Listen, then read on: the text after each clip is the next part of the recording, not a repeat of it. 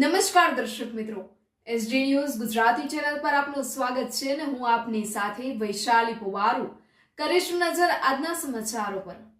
વાલિયાથી વાલિયા ડાલી માર્ગ ઉપર ઇકો કારમાં આગ લાગતા દોડધામ મચી જવા પામી હતી। જો કે કાર ચાલકે સમય સૂચકતા વાપરી બહાર નીકળી ગયો હતો। ઘટનાની જાણ થતાં જ ઝઘડિયા ફાયર ફાઇટરો દોડી આવી આગ પર કાબુ મેળવ્યો હતો।